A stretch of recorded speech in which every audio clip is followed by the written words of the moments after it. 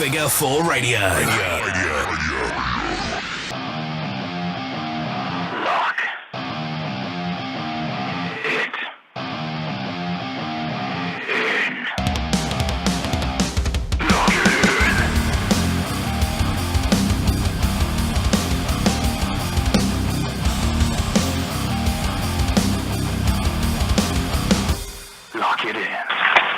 Hello everybody, welcome to Figure 4 Radio. It's the Mastermind, Ollie Spring. Today joined by the bee's knees of breaking backs. Did I get that right? Yes. Kyle Kingsley, how are you, man? I'm alright, man. You'd be amazed how many people managed to mess that one up, so well done. Yeah. That's, where did that come from? That one, to be honest with you, obviously backbreakers has kind of been a thing that I've done quite a lot of, and I was sat with Shogun J. Okay. And we were just having a laugh at a show. And it just rolled off my head, and we kind of laughed about it and went, "Oh, that'd be a nice T-shirt." And then it just became. So the amount of times I put that on a T-shirt never happens. Yeah, but it did. But It worked. that's where it's become. It's become T-shirt. It's become my moniker, basically. Yeah. It's kind of partly influenced from like the Johnny Gargano type thing, because I always remember like in PWG he did like a thing where he had like a few, like he was getting them to reel off a few different monikers and stuff. Okay. He was like the whole shebang, the cat's pajamas, yeah. Do you know what I mean? That sort of thing. And then I was like, oh, okay, well that's... Are you going to add to your list, or are you just going to stick with that one? I don't know, there's potential to add to the list, definitely. But yeah, it was kind of that influence of Johnny and going, oh, okay, well it'd be quite cool because it's kind of going down that route and it suits me. Do you know what I mean? I think David Starr's got another. He's another guy at the moment that's got a long list. Yeah, no, but that's cool. They're not really gimmicks, I guess, are they? When you got that many, and it just kind of adds to the. Mine explains for me. It just explains. I'm a backbreaker guy. That's my main moves. And also the fact that it's a bit silly explains. To be honest, you see me wrestle. Yeah. I'm a bit silly. Yeah. I think, to be fair, although some people may disagree, I think most wrestling is a little bit silly when you think about it. But there's obviously another aspect to it. But I enjoy a little bit. I enjoy having a bit of a laugh. Yeah. And I thought it kind of tied the two together quite nicely. I would agree. The first time I saw you wrestle was actually the Hope 4th anniversary show. Which would have been you and Rob Sharp. Yep. In the Filthy Gorgeous. Yes. Filthy Gorgeous. How because is that still a thing now, or have you kind of he's doing his thing with like Filthy Club now. Yeah. So like, are you a fan of all these different clubs that keep popping up? I think it was kind of one of those things that was like, oh yeah, okay, so there's Bullet Club, and then there's this club and that club and that club, and like it's cool, like. It's nice to be part of a club. True. Do you know what I mean? It's cool. I kind of think that if I had £1 for every kind of insert name here club T-shirt I'd seen or gimmick I'd seen, it's starting. There was one promotion I saw running a show where literally every single person was their own club. Yeah. And it was like, so here's Dave Davison in Dave Club, and here's Steve Stevenson in the Steve Club. I'm like, wow, like dragging it through the mud. But it's excessive. Yeah. Also, when you think about like Bullet Club, they have so many T-shirts themselves. True. Like, there's so many different style Bullet Club even T-shirts. the Bullet Club have got you got Villain Club, you got they even have their mini clubs as well. Like, you look at that and you think how many shirts that just Bullet Club are selling, and then everybody's trying to parody off of that. Yeah. It's kind of like, well, they've got enough. Yeah. Like, true. They've done it quite a lot, and there's a load there to go at. So what's going to make yours different? It's just add your gimmick your gimmick plus club, and it's just another. It's another club shirt. Oh, okay. Well, I'll probably go buy the American Nightmare Bullet Club T-shirt. Yeah. Probably not your club T-shirt because they're all the same. I'm trying. Yeah, even up at Hope, I've seen. There's been a few more clubs that are hanging around in that kind of general area. Yeah, there's clubs everywhere. Yeah. So you are a Nottingham guy? Nottingham. What's it like up there with wrestling at the moment? I drift up to Mansfield every now and again, but... Yeah, so like you've got like House of Pain, which is where I was trained. Yeah. Styx is a guy I want to have on actually. Yes. He is on my hit list. Styx will talk your ear off for an hour on end. I think maybe about 3 years ago I interviewed him at a Southside show, and I was just amazed. I'd met him once or twice at an EAW show probably about a year before that. Yeah. And even out of nowhere, we just had. I was like, right, we'll get 2 or 3 minutes. So 10 minutes later, we're still having a little chat, and Yeah, he's a top bloke. I'd love to pick his brains. I mean, like, you know me, I like to talk a lot. Mm-hmm. Yeah, Sticks talks 3 times as much as I do. Like, I love the guy. He's a good laugh, but he does know how to do chats, it. Like, yeah. He knows how to have a good chat, and like, it's all right, man. When you're on a car journey, it's nice. That's very true. But, very true. Yeah, you'll get a 3-hour podcast out of him. I will. Quite easily. I'll have to start. Kind of picking his brains, trying to get one. So how long have you been wrestling? Just because I've been aware of you for just over a year now. Okay, so actually on shows, I'm coming up to the end of my 4th year. Wow. So, to be honest, not that long. Like, when I think about it, it's it's a little bit of a time. That's about how long I've been commentating. I look back and think, well, I was doing 4 years ago, and it seems like a lifetime away. You look back, and I was having a chat with a guy about this yesterday. You look back. Sorry, I'm just gonna have a. That's all right. No, it's a sweltering. I should have brought my water with me. To be fair, it is a very hot day today. Got to make sure you keep hydrated. Yeah. But yeah, I was chatting to a guy yesterday, and you see how far British wrestling's come in those 4 years. True. It's like, I remember, like, when I was first starting in British wrestling, like, some shows you're talking, like, you get 20 people. Yeah. And you'd be like, oh, okay, that's a decent crowd. I've seen a few of those. Yeah, like, you'd be like, that's a decent crowd tonight, like 20 people, that's not too bad. And nowadays, like, a lot of people are debuting in front of triple figures. Yeah. Do you know what I mean? It's crazy. And it's like, oh, okay. And some people turn, like, I've seen people turn their nose up at 30 people crowds and just go, oh, it's not a very good draw tonight. And I'm like, man, like... I'll tell you a story back in 2014. You'll have a chat with Sticks and he'll be like, oh, yeah. I'm sure I've heard him talk about shows where there was 3 people. There was more people in the ring than there was in the crowd. But if people are there for a show... Like, exactly. You got to entertain who's there. People have paid tickets. You are there to entertain them. It doesn't matter if there's 5 people or 500 people. To me, I'm there to put on a show for the people who are there. And I would have thought as well, actually, working 5 people might even be easier, because if you've got a 5-match card, you've got 5 people. If each match targets one person and gives them a memory to remember, that's 100% of the audience that are going to go away going, that was fucking fun. If I'm honest, you could probably work each person in your one match. Pick a person each. Like, I'll have seat 1A, you have seat 1B, you have 1C, and then we're done. Sit them on all 4 sides of the ring. Just make it do Hulk Hogan spot, see who the loudest side is. That would be. I want to just be the daftest thing. I kind of want to see that show now. How long have you? I always ask this. How long have you been watching wrestling? Can you remember when you first got into it? Like, I don't remember it like vividly, but I know when I was very small. Like, my mum had just got with. Like, the person I call my dad, he is my dad. Yeah. Right? By all intents and purposes, he's my dad. But, like, we used to go to his on, like, weekends and stuff, and, like, him and his friends were into wrestling. Okay. Like, they used to enjoy, like, and they'd have, like, his mates would have, like, tapes and stuff like this and all that sort of stuff. And VHS. Back in the day when VHS was a thing. But that's how I got into it. Yeah, so they'd be into, like, wrestling, and I'd just see it, and I'd be like, oh, this is really cool. Can you remember the first match that you saw that you were like, wow, this is cool? Good lord. I remember more people from when I grew up. So, like, I remember, like, I always used to like Edge and Christian, or like Chris Jericho, and stuff like that, and those kind of people. So I remember, like, the personalities that I liked. But, like, I don't know, I'll put it on like I've been hit in the head a lot. I used to play rugby, I've played American football, I'm now, like, at a point in wrestling, and I'm like, my memory's not that great. I guess, because so okay, I had no idea you did rugby and American football.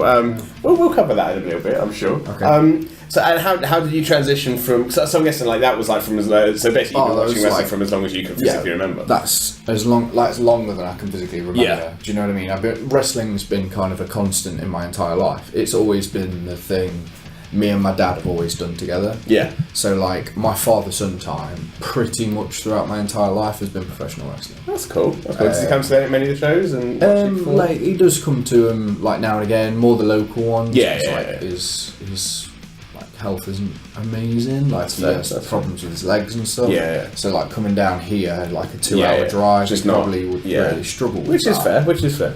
I guess the kind of the Midlands and like the kind of the area around like Nottingham and that area, it's probably so many opportunities for him that why would you drive 2 hours down the motorway when you can just drive into town? Yeah, he comes to like the Mansfield shows, which are only like 20 minutes from where I live, or like the Forest Town Hope shows. He goes to like the Leicester ones now and again because that's like only about 45 minutes. Yeah. It's not too bad for him, but like when it gets past an hour in a car, it kind of gets a bit. Yeah. So after spending a few hours in the car last night, I can. There's part of me that kind of wishes I could just do the local one. I had 4 hours in a car yesterday. Jesus, where was that? I went down to RCWA. Oh, okay, yeah. Which is awesome. I absolutely love it. I've done one show for them. I walked in. I just love the setup, and it's just I'm just kind of. I keep kind of like digging away at Draven to try and bring me back, but I love the people there, man. The crowd as well were amazing, and to be honest, I did the RCWA show. I was a bit disappointed with myself because I was very in myself for the whole night. I didn't really socialise with many people because I was there as just me. I didn't have like a partner that I turned up with, or literally I drove down on my own. Stayed at friends. Tony's just literally like 4 doors down from the school. They could obviously go in because it wasn't doors yet, and I was very anti-social, ironically, for Draven's show. So I kind of wish I did get to meet a few more people. But I had an awesome time. So who are you? The fortunate thing for me, and this is why it was a 4-hour trip, because I went over to Birmingham to meet Rob. Went down with Rob, and obviously I know like from other stuff that I've done. I know like Cara Noir. I know Kelly Six. Yeah. Do you know what I mean? I'm using gimmick names. I don't know. Yeah, no, of course. I don't know which one I'm supposed to use. Like, I know these people from other shows that I've done. Yeah. Like, they do the Hope shows, they do shows like the Sacrifice shows and stuff like that. So, I kind of know a lot of the guys down there, and then the guys that I don't know, you kind of socialise with them. That's it, and you get to know them. So, who were you working last night? I didn't work last night, I just went to help down. Okay, wow. Another time, and another time I saw you was DOA a few weeks ago in March Cambridge. Again, you just came down to help out the ring with Liam and Emma. I was like, "You're not wrestling?" They don't know. You're just driving, just driving a whole heap of hours just to help put up a ring. That is insane. Nothing. Is that something that you kind of? So obviously, it's a big part of getting your name out there and having people know who you are and that you're willing to do this sort of stuff just to help out with the ring. Do you get frustrated that you don't? I get twitchy. I wouldn't call it frustrated. Okay. Is it because you're watching and you want to be in rather than... I never sit and watch a show and start getting angry or frustrated or anything like that. But if you ever watch me watching a show, I get twitchy. Yeah. Because I start sitting there going, I wish I was in the ring. Like, because I'm still kind of like excitable about wrestling. Of course, yeah. And I just love doing it. And I love everything about it. And that's why I will do these stupid journeys, just to go and help out. Because one, like obviously it's the whole thing of like, go in, network, all this stuff. Yeah. Fair enough. At the end of the day, I'm going to an RCWA show. I know it's going to be a damn good show. True. So at the end of the day, if all I get out of that is a nice car journey with my wrestling big brother Rob Sharp and a nice day watching some sick wrestling, I'm like win-win. Cool. I think, and there's a few people I think they could take a leaf out of that book. I think and soak it up like that, because I think personally, like when I saw you turn up, I was like, I kind of said to Alec at DOA, like, is he on the card? He's like, no, he's not, but he's just here to help out. I was like, you should probably get him on in future though. And he was like, I'll keep an eye on him. Added me on Facebook. Good. I don't know. I think you're a good mix. I think because, like you say, about being a little bit silly, but also a little bit serious. That's kind of DOA is the kind of the whole spectrum of wrestling. Like he'll put on an indie match and then a family match and then a campy match, and there's a whole kind of it's a bit of every flavour, which I think you are. And that's why I think you fit in. I like to consider myself a bit of kind of like a kind of jack of all trades type person. I think you have to be nowadays. Yeah, you have to be, but like I'm not the biggest guy in the world. Like but you're not the smallest. No, I'm 5'10", I'm 225 like pounds. I'm not massive, I'm not tiny. I can move, I can lift.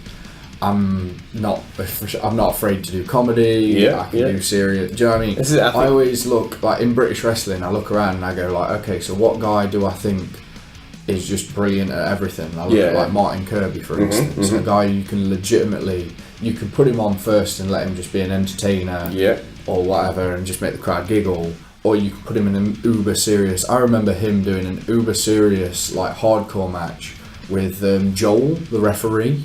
Was that Southside? Yeah, was that when it was he was doing the I want to say something dragon. It was just after his Ego Dragon. Dragon, yeah. Like thing. I think I've watched that. I've watched that. Yeah, because that was it was just out of nowhere, and it was Because they had a bit of a spat, but he put on this uber serious pardon me, sorry. It's alright. He put and you were like, this is a serious main event style match. With a referee. Yeah. You know what I mean? And given Joel obviously held his own, but it was one of those things where you sat there going, damn. This is good, and I don't know. I look at him and I go, "That's the kind of guy that I would say, okay, I'd like to be that kind of." Well, because imagine if you're a promoter and someone turns up and you ask them to do, I need you to do a 6-minute comedy match, and they go, I'd rather do a 15-minute technical classic. You're not going to get booked again, are you? Because you got to be able to and be happy and be able to and at least semi-competent to do that sort of stuff. You need to be that versatile. Yeah. You need to be able to do anything. I come down. Today I'm in the Hateful Eight match. Yep. It's full of guys who are a bit kind of daft and a bit comedy. It's true, and I think that's going to be a different twist because Hateful Eight matches and multi-man matches are always a bit of a car crash with Spotfest, really. Adding in all these kind of larger-than-life personalities that are all a little bit kind of out for a fun time. That's a different multi-man match than we've ever had here at Sacrifice for starters. So it's a whole new challenge for me, but also you've got to be able to keep up with that. You've got to be able to play that game, and you've got to be able to go, okay, well, if we're going to make it funny, let's make it funny. Yeah. And I've been sat watching. I've had this massive buzz for Colt Cabana recently. I've just been watching loads of his stuff. To say how much I've listened to his podcast and how well I feel like I know him because I listen to his podcast. Take that versus the amount of wrestling of his I've seen 10 minutes tops. It's crazy. I feel like I should get into it more. Have you seen his match versus Zack Sabre Jr.? No, I can guarantee I've seen clips. I've seen highlight videos. It's on YouTube. Look it up. I will do. I absolutely I watched it the other day and I was just like, this is amazing. Because to me, in a way, that's a bit of a mismatch of styles. Because I think for me, the reason why I've never been able to fully get behind Zach is that he's a bit too serious for my liking, and it's a bit. The technical side blows my mind and stuff, and it's impressive, all that sort of stuff. But then at the same time, there's a point to me where you get the tech out the way and then you go into the tech is like the warm up almost. As me and we spoke beforehand that I don't know anything about planning a match, or I don't know anything about between the bells. I know how to call those. I can call the moves. I can tell the story. As far as what the two people in the ring have said to each other, I have no idea how that stuff works. I have no idea of the mechanics. But in my mind, tech is usually the start of a match. And then you build into the body of the match when it becomes a bit more of a fight rather than a feeling out process. So for me, as watching as a fan, his match has always been a bit more of a warm up. You ever watch UFC? No, I'm not an MMA fan in the slightest. If I'm being honest. But if you think about legitimate fighting, proper, we're having a scrap. Yeah. If I can't throw punches, legit, if I can't throw strikes. And I'm fighting you, how am I going to do that? Yeah. So you'd look at it and say, okay, well, he's not really a guy who throws punches. True. But he can snap your arm off. Yeah. It's really hard to throw a punch if someone broke your arm. True.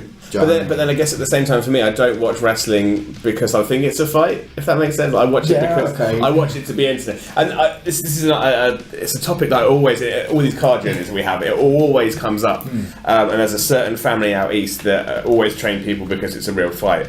But then I make a really solid argument against that. But then at the same time, I keep bouncing back between the two and I keep countering my own arguments. But for me, if it's a real fight, you wouldn't be coming out of you wouldn't be coming out having these large entrances and posing on the ropes when your opponent's behind you in the ring and things like that. You probably wouldn't start up with a collar and elbow tie up. You wouldn't be doing the suplexes because all this time goes into the crowd. Suplexes are legit moves.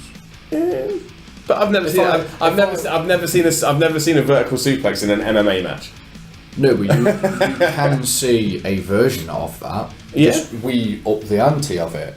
If you watch a UFC fight, you could see someone snatch a front face lock. A front face lock as we call it, and then kick a guy over into a front guillotine. Oh, okay, I've never seen that. But then I've never really watched MMA. A legitimate judo move. Okay. It's to hook that and move, which is effectively a very small version of our suplex. Okay. That's a fair point. That's a fair point. On everything because we're a show. 10 out to 11, yeah. But at the same time, like the base is what we do. A hip toss is still a legit judo throw. Yeah. Like an arm drag is a judo throw. But we just take them and make them look. You kind of accentuate everything. Yeah. No, that's a fair point actually. No, I never thought of it like that. So that's a fair point. That's a fair point. If you think about it, like a lot of our stuff does originate from shoot sports. Okay, no, that's fair. That's fair. No, to be honest, I'd never even thought of it like that. So yeah, that's fair. There's always you can go back and forward on that for a true. Then this is I often do like then at times like I remember there was a spot in one of the matches last night. It was like a 5-on-5 tag match, and the 5 heels came out, and then the first babyface came out, and they got straight in the ring. With all 5 and like for me watching it I'm like, but you wouldn't get in there because if that was a real fight. And then I said, oh fuck, I've just said if that was a real fight, and that's the argument I'm always fighting against. So like it's I bounce between the two. Sometimes I want to treat it like a fight. That babyface, and I'm not a fan of saying stuff like that. That guy who got in the ring on his own, regardless of who you are, if there's 5 people in a ring and they're all wanting to beat you, and they're the bad guys who are likely to jump you before. This is it, and this is what I'm thinking. Like to me, you should all line up on the stage or the entrance or around the ring, and then all in together as a team. Like, but then at the same time, it is theatrics. So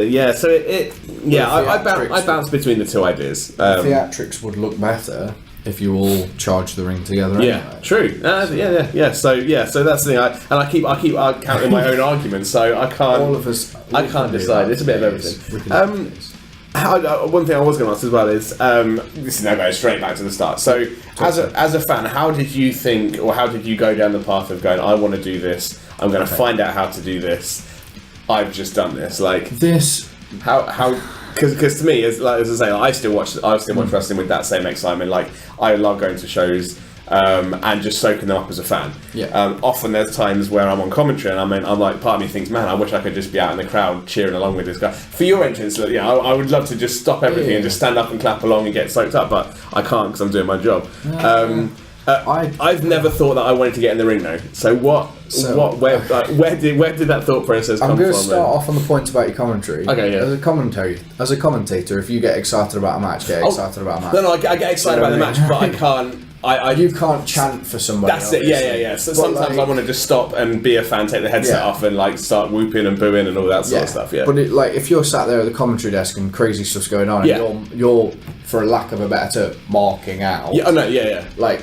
That for me is like great commentary. Mauro Ranallo is my spirit animal. Watching the video of him commentating at a takeover show, I was like, that's what I want to be like. Crazy. Yeah. But at the same time, some of my feedback has been to tone it down at times because I get too excited. But it's horses for courses. But it's personal opinion. Yeah, it is. So when did you go, you know what, I'm watching Edge and Christian, I want to do that? So as a kid, like you have that dream, don't you? You go, I wish I could do that one day. Yeah. And like to me, I always watched it and went, okay, now I might like get there, but I doubt. Like, do you know what I mean? Because to me as a kid, like I wasn't even aware of a scene outside of. I thought it was just WWE, and then I learned of WCW on like a Friday night on Channel 5. And I was like, okay, so there's somewhere else that people do. So you got 2 places, that's fine, but it's still America. I had no idea there was Japan, there was Mexico. I had no idea if any this existed outside of the WWE bubble. So I actually never thought I wish I could do that because I was like, you must have to be American for that. Like it's just not a thing. The first kind of time where it started to creep into my head that it was doable was when I started go to Butlins on holiday. Oh, okay. And like watching the wrestling at those shows. Yeah. I sat there and I turned around. I can remember I turned around to my dad once and just being like, one day I'm going to do one of these shows. Cool. Just a Butlin show. How old were you when you said that? I was like early teens. Okay, that's cool. And I was like, one day, like I'll do one of these. I guess your dad's obviously there with you, soaking it up because he's a fan as well. Yeah, we're both fans. Yeah. And like you look at each other and you've got like the program that talks about like there's a wrestling school in Liverpool or whatever. Yeah. And you think, well, that's a long from Nottingham to Liverpool. That is a long kind of commitment. It is, for a teenager. Yeah. So it was kind of in the back of my head then when I was watching. Like back before Mikey Whiplash was actually like as we know him now. That sort of thing. I always remember him vividly because I always really enjoyed his work. Can you remember who was on that first camp show when you said you wanted to do it? Like, I know there was the Battling Barbarian was on there. Okay. Mikey Whiplash, like I say, was on there. Kid Cool was on there. Why does that name ring a bell? Because he's been around All Star for quite a while. I'm trying to think who that is. Are they still going? Or the Brooklyn shows have now been taken over by NGW. But is Kid Cool as a wrestler still going? Doing it? Not 100% sure. I'm trying to think. I want to know what that rings a bell, and I don't even know why. But he was around for quite a long time. I was watching that, and I was like, I really want to do this. And I got older, and you kind of like I played rugby. I played I always kept kind of in sports. I'm a bit of a nerdy guy, but I always kind of kept doing sports and just keeping fit because that was what I was taught to do. You do some exercise. And then I got to uni and I bumped into me and my dad just kind of wandered through Nottingham. We just bumped into this wrestling poster. Okay. And it got Jay Lethal and DJ Z. Cool. Zima Ion. I love Zima Ion. He's a guy that I think should have gone straight to the top, and they were the two big faces on the poster. So we initially were like, because we were watching TNA at this point, we were like, Jay Lethal and Zima Ion. This is a big thing. This is quite a big thing, and it was in West Bridgeford. It was a South Side show. Okay, That doesn't surprise me. It was one of the speakings. I think it was the first speaking, actually. Okay, and we were like, we'll go. We got tickets. Went, sat watching it, and obviously there's the whole speaking thing going on. My trainer Styx was on there because obviously he's the South Side kind of regular, and it was like, so there's wrestling in Nottingham now, and you kind of realise that it's it's closer to home. All of a sudden you don't have to go to Butlins and and I started doing little bits and bobs of research because now all of a sudden I'm like, well, it's this far, it's on my doorstep, so there's got to be something. And I found House of Pain and literally just went, I kind of ummed and ahed. I went to shows and stuff and I was really enjoying that. But at the time I was playing American football, I was 17 and a half stone, really just really massive. Yeah. And I was like, I don't know if I could ever do it. I was just like, and I mean, I've posted on social media about this moment, but I had a conversation with Kevin Steen at the time. Yeah. I think I've seen this actually. A young Carl Kingsley. There's a picture of me with my 14 chins hanging out, and him. To be honest with you, we're both quite big blokes. Yeah. But we're both stood there, and he was such a nice guy. He stood there, and he probably had a conversation with me for 20 minutes. And he didn't have to. Do you know what I mean? He could have just been like, I'll take your t-shirt money, thanks, bye. Yeah. But we had this conversation, and he took the time to sit there and chat to me, and I spoke to him about how I wanted to go to this wrestling school that I'd found in Nottingham, but I really wasn't sure if I could ever really do it. And I was kind of, and he was just like, just go for it, sort of thing. I guess he's, like you said, he's not the smallest of guys. He's got a bit of a belly on him, but he's kind of proof that you could be a bigger guy and still do everything. He's the same height as me. Is he? Yeah, he's the same height as me, and we were both stood there kind of okay, well, I was a big guy at that point, and he was bigger than he is now, because when he was Kevin Steen, he was a little bit more round. And it was kind of that moment where I was like, well, if this guy, he's immensely athletic, but I'm not too dissimilar size to this guy, and he's doing amazingly, because obviously at this point I've immersed myself in indie wrestling. I love it, and I'm completely watching everything, and I knew who he was before he'd even walked in the door. But it was one of these moments where it was okay, give it a go, man, sort of thing, just do it. And I spoke to one of my friends who was also a wrestling fan. I went, there's this wrestling school in Nottingham, should we just go? We used to play rugby together in college. His name's Sam Spencer. This is what he wrestles under. Oh, so he went on. He both of us went through and trained at House of Pain. We started off as a tag team in House of Pain, sort of thing, and went through and kind of chased it. Is Sam still going? Yes, he is still. Cool. He's still going around Nottingham. He does like, from what I know, like he does like a few gigs, like a lot of the local stuff that's in Nottingham and stuff like that. So he is still going, but he's massive. Like he's one of these dudes. He's like 6'5". Yeah. Massive dude. Former basketball player, former rugby player. All the athletic ability in the world. If you saw him, you'd be like, oh, like, why is this guy not everywhere? Yeah. Do you know what I mean? Because why isn't he everywhere? I don't know. I can't answer that question because I don't know. Fair enough. It's one of them. So rugby and American football. So I can kind of see the thing. What? Because I'm a big fan of kind of niche sports. I guess I'm a big ice hockey fan. Oh, okay. And obviously that's why I know what it's like. I used to play hockey as a kid. Yeah. I'm going to presume it's the same with American football over here. That it's a very small kind of. There's not a lot of opportunities. There's a good uni scene. Okay, yeah. So there's a good scene for it at university level. So what uni did you go to? I went to Nottingham Trent. And what did you study? I studied mathematics. Oh, cool. And did you do the full course? Yep. Full course mathematics. Finished my degree, teaching PGCE. So on and so forth. Yeah, cool, man. So I was at York doing psychology. Yeah. I don't think we had. I know we had an inline hockey team. I don't think we had American football, but it's weird how like those kind of niche sports kind of.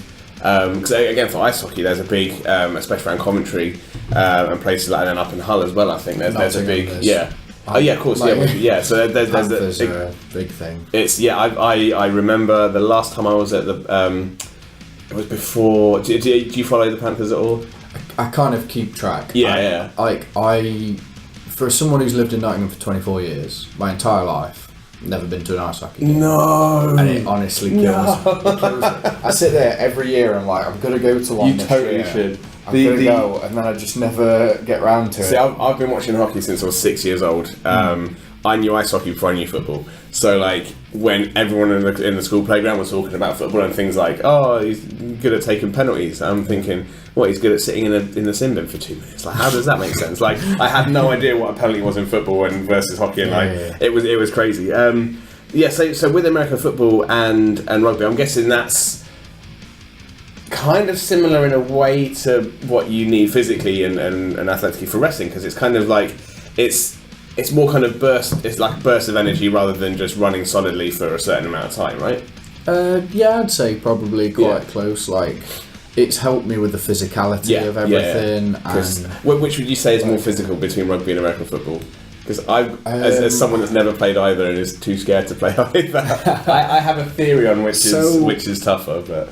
So rugby has a lot more legislation on how you hit each other. Okay. But there's a lot less padding. Yeah, this is it. And so to me, like, it's very easy to put American football, like all the gear on, basically like ice hockey gear, and run headfirst at someone else in gear, because you're probably not going to feel it. Whereas in rugby, you are running full steam at someone, and it's just like, you're just shoulders back with people. The one problem with American football is the fact that you have this massive helmet, you've got these massive shoulder pads, but there's a flimsy little thing known as a neck. Yeah. In between the two. And to be honest with you, there were some days I'd come out of American football games and I'd be driving home or driving the next day, and I couldn't check my blind spots, for instance, because my neck was so.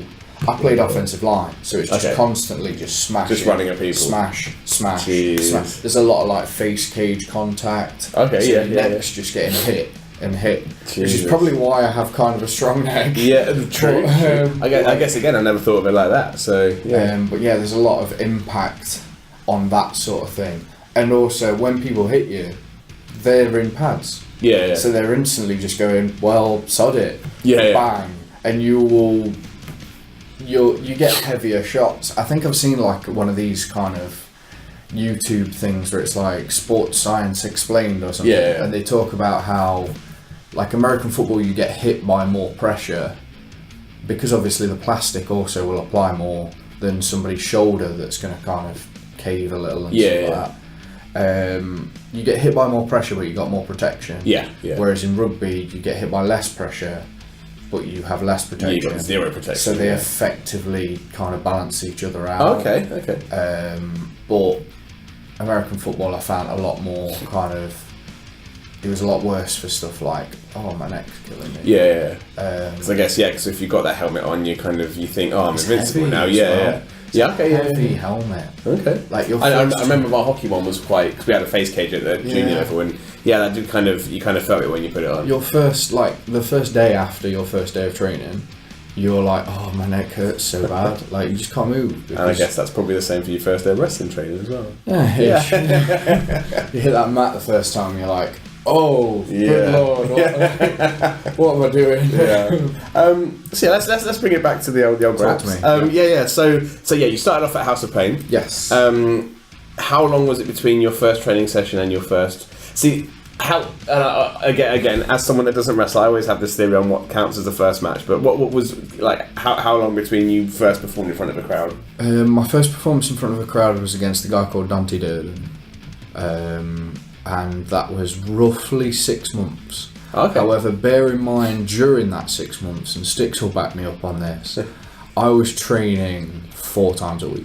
And was that wrestling training? Wrestling. Because isn't it the House of Pain? That's the ring in a room, and that doesn't move. Like, it's not as if you have to roll up and set up every time. It's a garage with a wrestling ring. Yeah. So you can literally go around the ropes. You can run the ropes 7 days a week if you wanted to. Oh, he runs sessions 6 out of 7 days.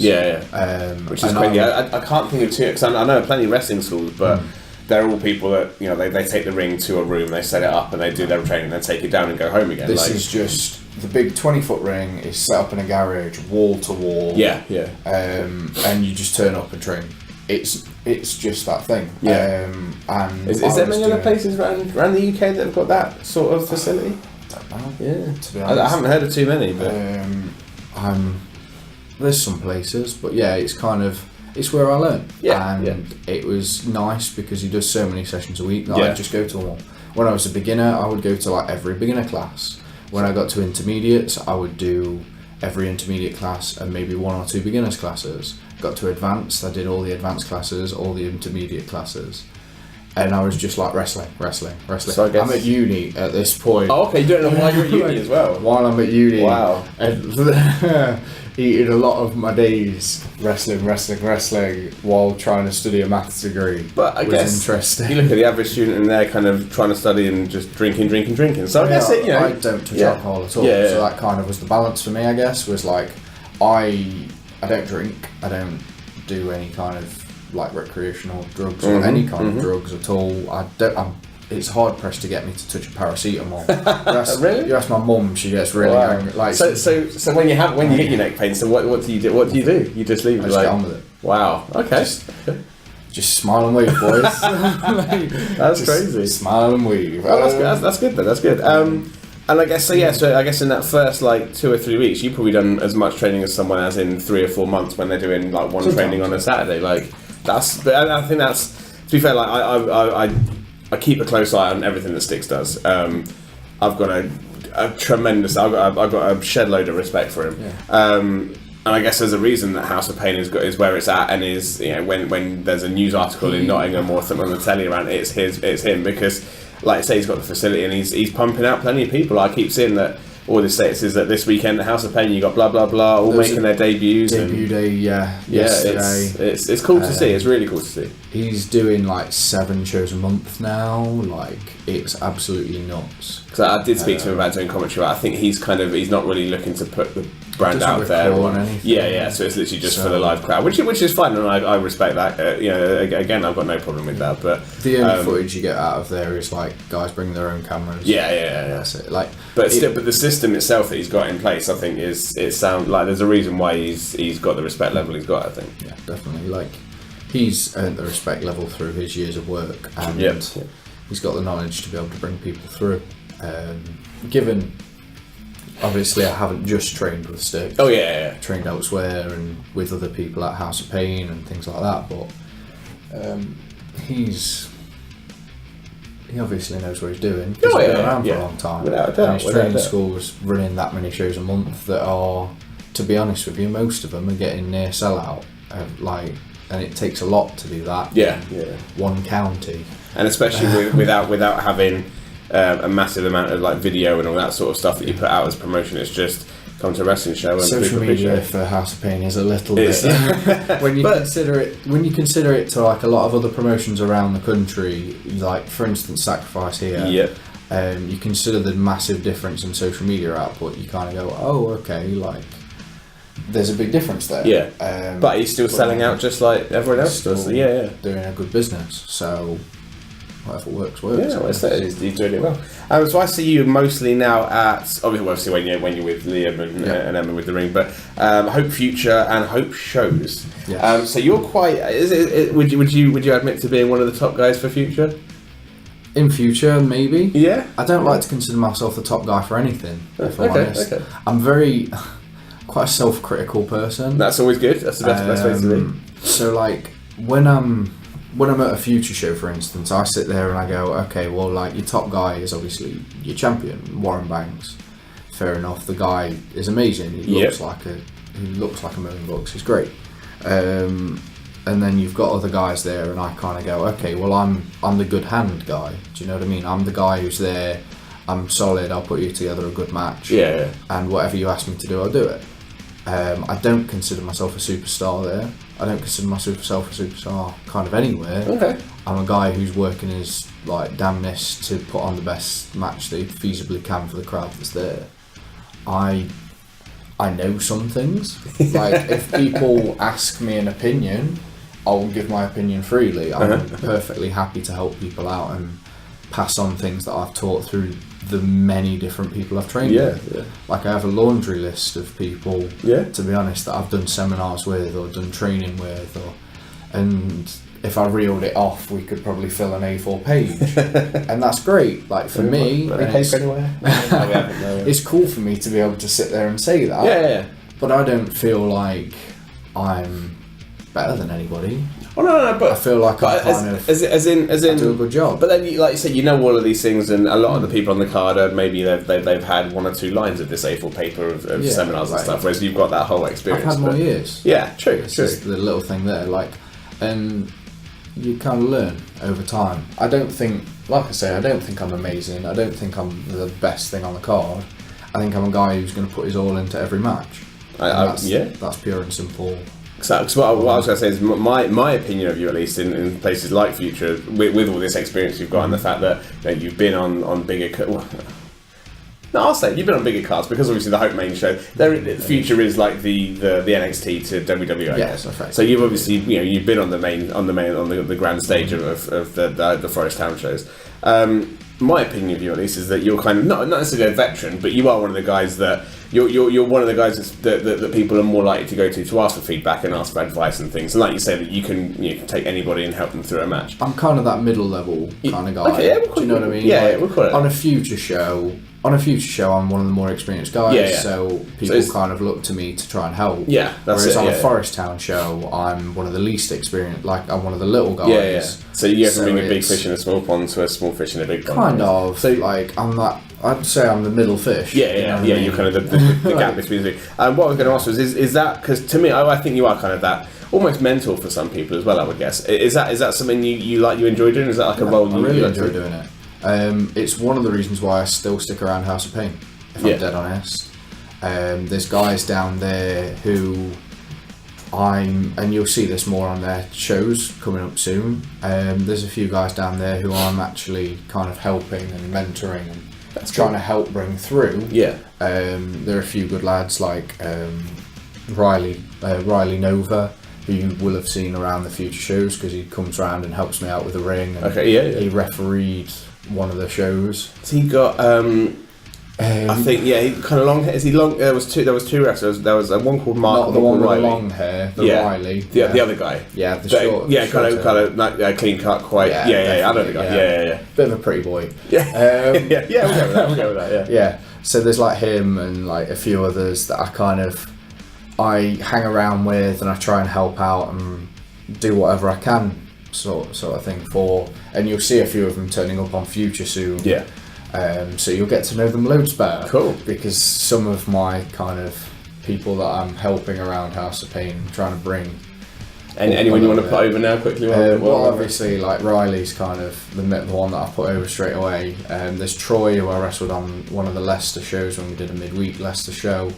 he'll be appearing more soon. Okay. And the amount of times that I've clashed with him in House of Pain at the moment is pretty insane. There's people like Luna Rocks, who's coming through and is getting really busy, and you've probably seen her social media. It's a name that rings a bell. Everybody seems to ring that name bell because her social media is just insane. Like, she has so much exposure through that, and she's starting to get some good. There's Zach Morris, who's Riley's tag partner, and like people like that who I'm trying to kind of hutch up a little bit, and then there's a few newer ones that I am like kind of starting to help out a little bit and stuff like that. That's so cool. It's nice to take that role at House of Pain now. Yeah. Like, I don't think, like, obviously we have guys like Danny Chase or LJ Heron or people like that who you kind of been around for long enough. They've been around for, like, Danny Chase has wrestled for longer than half of his life. Like, that's crazy. Yeah. He's the guy who taught me most of like my in-ring stuff when I first started. Like, I did like a year-long feud with him in House of Pain. Cool. And I kind of credit him for being one of the guys that really taught me and helped me get everything down in the ring. So there's guys like that who I still look at and go, okay, well, yeah, he knows better than I do. But like, it's nice for me to be on that level where I can kind of, I'm getting my little group. I'm on the shows, I'm getting a little group of us that are kind of going to be almost like a little club going back to that conversation. And it's just going to be people, just going to be people who I'm kind of taking on my wing a little bit. That's cool. Which it's just a nice little thing to. And I guess being at the point you are, you also then get to go onto the bigger shows and still soak up some time with the guys that have been worldwide. I get to sit there and soak up knowledge. Like, I've worked Bram recently. Yeah, I love that. Bram is so my very first. And I'm itching to get him on a podcast because when I first said this to him, he was still under contract with TNA, so he couldn't. My very first paid gig was driving. It was in Wales for starters. So I'm over here in Milton Keynes. I love those journeys. over to Wales. The promoter says the day before, so I've got a bit of a problem. This was just when Davey Richards was bowing out. Okay, so he initially had Davey Richards as his main star. Davey Richards then bowed out of everything. He's now going to be a paramedic. So he gets Bram in, and he messages me 2 days or a day before saying, "Is Birmingham anywhere near you?" I was like, "Not really, but why?" It's like, I need someone to pick up Bram, and straight away I'm like, "I'm in. Yeah, I don't care. I'll pick him up." And he was like, "Oh, he's also got Bull with him, Bull Dempsey." Bull James. I was like, "Fuck it, I'm definitely in." Like, so me as I like, didn't realise we could swear on this. Oh yeah. I don't really raining that. No, I let it all go. So my very first paid gig outside of Sacrifice, outside of the Milton Keynes area, was driving from Milton Keynes up to Birmingham, picking up Bram and Bull, down to Wales, back up to Birmingham, back down. But I learned more from Bram and Bull in that 6 hours of driving than I think I did in 3 years up until that point of being around guys on this level. It's crazy how, and even to this day now, from that one drive, I see Bram anywhere. He always remembers me, always comes up and says hi, and I'm blown because to me, I'm like, so I don't think I'm anything. I shouldn't be remembered by someone like at his level, but he'll see me and say, "Hey brother," we'll have a little chat, a little catch up, and it's nice. It's crazy, Like I say, like I've been kind of fortunate to work him and like Cara Noir recently, Jake McCluskey. Cara's doing great things. Jake is like that. Is a guy I feel like I should see more of, but I guess he's more of a northern. He kind of sticks more the. He's not northern. Is he not? Is he? Like, it's kind of weird because as far as I'm aware, he lives down south, but he does like NGW and stuff like that. Okay. I don't know. Yeah, he seems to not be booked on many of the. So like I've been friends with Jake for a little while. Don't really stalk where he lives or anything.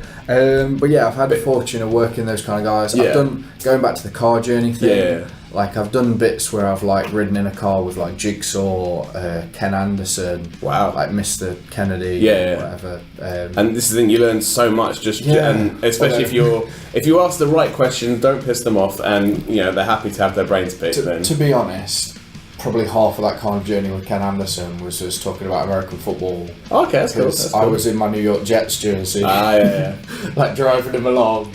And he's obviously from Green Bay, and like the Packers are the big thing. So we kind of had a bit of a chat about wrestling, a bit of a chat about football, and it was kind of like, oh, okay, it was quite a nice little thing.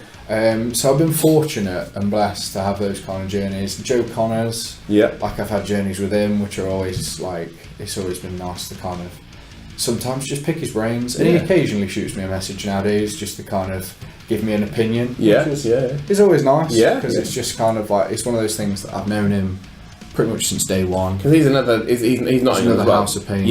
Kind of, and another guy who I've trained under. He's got a hell of a lot of knowledge under his head, and WWE UK tournament. When I first came in to the wrestling scene, Ramil and Keynes especially, the first, because I used to do an actual radio show, Figure 4 Radio, actually used to be on radio, which is crazy to think back in the day. There was one tag team who I'm not going to name for potential legal reasons. Were kind of saying that they were working the Predators, which was him and Malin. Yes, Malin's another guy. Again in that little hub, and they were kind of the first people that were like, the other workers really made a point to put over to everyone. It was like, these guys are the real deal. This was like 4 or 5 years ago now. So like, ever since literally my day one in doing commentary, my opinion of Connors and Malin has been, these guys know their shit, they've put their time in, and they're still kind of... They put the hours in, definitely. And car journeys with Malin, going and doing camp shows with him and stuff like that have been good learning experiences for me. And it's like, it's just things like that where it's like, it's nice, and it's cool to have that kind of, those kind of bases. Like, I talk about it, I think about it now, like, I've been quite fortunate because, like, I've not even mentioned people like Jukin. Who I've learned so he's dropping out, right? Yes. Which I think is... Don't get me started. It's horrible. Because I don't know the reasons why. I've only just met him properly at the last Future show, but I saw him at a Southside show in Bedford. Blown away from him, blown away by him. That was like 3-4 years ago again now. And then obviously I've followed him on social media, seen he's going to Japan, he's doing seriously good things. And then I turn up at the last Future show and he's saying how this is like, he's only got a few dates left and he's dropping. I'm like, he's finishing up in August. Yeah, I don't know the details, I don't know the bloke, but from a complete outside perspective, that is criminal. Because his match with Ritmo was amazing at Future. It was amazing. Mate, you don't have to preach to me. He was the guy I dropped the House of Pain heavyweight title to. If I'm going to be honest, and this is me talking from my personal, I have 2 people in wrestling who I consider like my big brothers. Yeah. One being Rob Sharp and 2 being Jukin. Okay, those 2 guys have looked after me for probably better than anybody else, and quite frankly, the thought of him not being around wrestling, when I saw that blog, I'd spoken to him about it a little bit beforehand because we're close.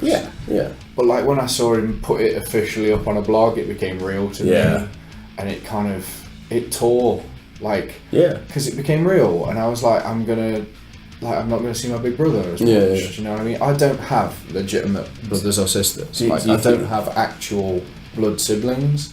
So, like, seeing, like, one of my wrestling big brothers kind of go, oh, okay, I'm like, done, and I know why. And like, it's his own kind of personal thing. Of course, But without going into it, do you think he is a possibility he'll be back? I think there's always at least a little. Never say never. Yeah. That's what I'm going to say. Is never say never, because I know how giddy he gets about wrestling while he's in Japan. Yeah. So like, he's just had a Japan tour. Yeah. And I know how excited he gets about that, and how excited he kind of is about when he does go over there, because he loves it. So I'd say never say never, because there's always that, oh, you could, like, just for a little bit, do you know what I mean? And sometimes, but we'll see what happens. You talk about, like, Isaiah Gregory. I was literally about to say, I called his retirement match like a year and a half, 2 years ago, probably almost, and he disappeared for a while, and then after, like, he would show up at one show just to kind of check in with a few people, and then 2 weeks later he'd be back down again. That's when I was like, oh, so you maybe thinking about it. It's like, get the buzz back. Yeah, Styx has done the same thing, had a year off. True, yeah. Well, he's had a few retirement matches, I think, hasn't he? He's only had the one. It's only been the one. That was RJ, wasn't it? Yes. I always remember the photo that was put up, like the then and now type photo. And even now, that photo, just looking at it, I don't even know either guy very well, but it gives me goosebumps just to think of the history and the Progress retirement match of RJ versus Styx that I believe still neither, like, RJ retired in that match, and I think Styx has never been back to Progress since that match. Okay. So it was quite a kind of poetic end to Yeah. And I imagine Styx will probably end up back in progress on this latest run, because I mean he's doing. He does it. What's he does it? Yeah, because I guess he's retired from in ring, but he's kept House of Pain going. So. Yes. Well, he's in ring shape. He's come back now. He wrestled on the Frontline show. Is that Rob Sharp? Not Rob. No. Rob Lynch. That's the one. I've also had the fortune of wrestling. He's. I think I must. I get the feeling I saw that match. Where RCWA. Me versus Rob Lynch. The Valentine's one. Yes. That was the show that I was at. That was the one I was there. I knew. Yeah. That was because he cut a promo just before the match, either before or afterwards, and everyone thought it was going to start talking about things he probably shouldn't talk about. I think he mentioned that he used to be in a tag team, and we're like, maybe you want to forget about that for now. But no, of course I called that. Yeah. He's such a nice guy. Yeah. Like that match looked like it hurt though. I was two big physical men. Yeah. Do you know what I mean? Like I'm not beating around the bush. Could you check your blind spots driving home after that? No, I was all right. I was a little bit tender, but was that his first match back? Yes, it was his first match. I knew. He was injured. As soon as you said, I knew. His first one back, which for me was quite a big deal because I was like, it was.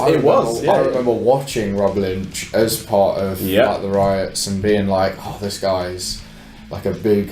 Like machine. Again, I guess much like Kevin Owens, he's a big guy that can do stuff that I guess as a commentator you would have to say, big guys don't generally do these types of moves, but he's gonna do it. Like, it's a bit corny. He's amazing, and like catching him on a dive, I was like, whoa! But he was like, oh yeah, do the dive, like, and I was like, dive? What? Really? Okay, Rob. Yeah, sure. But stellar match from what I recall. He's such a lovely dude, and to be honest, has very similar taste in like how he likes the old school strong style stuff, and I like the kind of big men kind of. Oh, we're gonna have a Seven Shades. You know what I mean? I'm not massive, but I like to kind of be. I'm a heavyweight. You know what I mean? I'm 225. I think I can classify as a heavyweight there. Atlas Division's 205. So I feel like I've hit that. But like it was cool because it was his first one back and stuff, and then obviously now he's wrestled Styx again.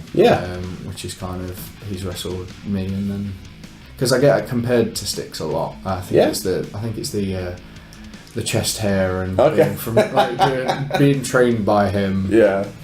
Styx Junior. Sticks Club! Do you know how many people are like, oh, baby Sticks? Or, especially when I used to wear shorts. Would it be Sticks and Twigs? When Sticks... Ouch. I'm trying to get big, man. Well, no, because baby and he's the same weight as me now. Yeah? Man. Wow. Because he's got to be over 6 foot, right? He's 6 foot. I'm bang on the dot. I think maybe 6'1". Yeah. So I get called a mini Sticks especially by Rob. Like Rob Sharp loves just taking the mick and calling me mini Sticks, especially when I used to wear shorts. I promise I will try my best not to say that on commentary. That'd be wonderful if you could. I'm just checking the time. We're coming up to doors actually, so we'll probably start wrapping this up. Yeah. Still, I've got to take one more gear and get set up. Still, that's I always panic about that, but we got time.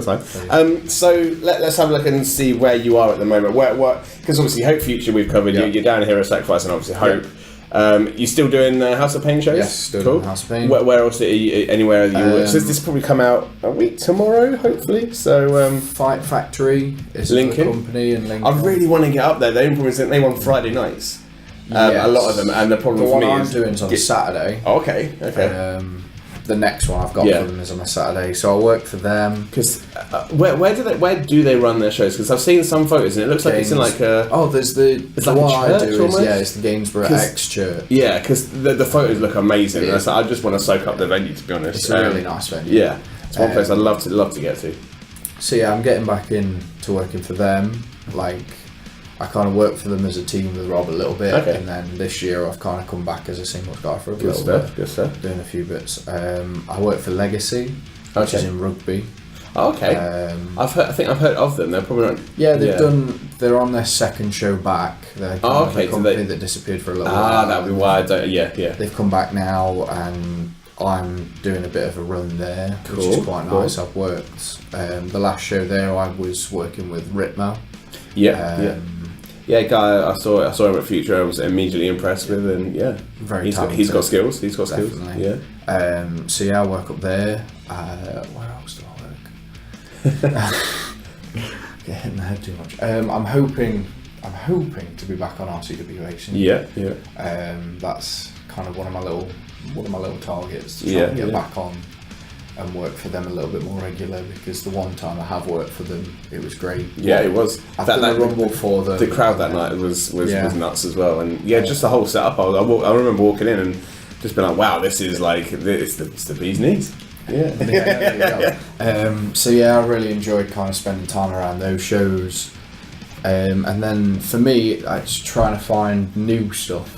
Now that's why you'll see me turning up at random shows, because I'm trying to find new ventures and new places to kind of apply my trade and learn and get better, and hopefully give something back to the company that can be he's a good hand, he can wrestle heavyweight, he can base for any, like the summer I'm planning to do a lot of training again. There's certain people I haven't trained with in this country yet, one being Burridge down at the London School of Jalivre. I'm hearing so many good things, like a lot of people are saying they're probably the best place to train in the country at the moment. So, at the moment, they seem to be plugging out some really great guys. Like, for instance, I saw Cassius yesterday. Again on the RCWA show, first time I saw him, and absolutely amazing. He's got that it There's factor. like Knuckle Locks is another place that I want to go train at. I've done a training seminar with Rampage Brown, but I want to go up and train with him. There's 2 NGW schools that I'll probably try and get to. It's going to cost me a fortune. But it's one of those things that I want to. I've got a 6-week holiday, so I'm going to go and make the most of it and learn and try and do my best to do all that sort of stuff. So, if there's promoters listening to this, and I know there are, how would they get in touch with you to book you for shows? Well, there's kyle.kingsley@hotmail.com. It's my standard email, just to make and .com as well. That's So mine's a .com as well. That one. There's @Kyle of Kings, because I enjoy a good little play on words. And Triple H does the King of Kings, so I went, I'll be Kyle of Kings. Just for a laugh. I did it for a laugh, and it's kind of just gone. Well, we know it's all about the game and how you play it. So exactly. You notice I do a lot of things just because I think they're humorous to myself. But that's my handle for both Twitter and Instagram. I've got a Facebook page, just Kyle Kingsley, nothing fancy. I'm on all 3 of the main social medias, if you will. Well, and then obviously email. So it's nice and easy to get a hold of me. There you go. Well, I think keep doing what you're doing and showing up at all these crazy faraway places. It's going to happen. It's going to happen. But I just want to do it. I'd love to be able to kind of do it every day if I could. But sometimes that's not. Well, it's becoming a possibility these days. So you never know. It's true. Well, I wish you the best, man, and thank you very much for joining me. Thank you very much.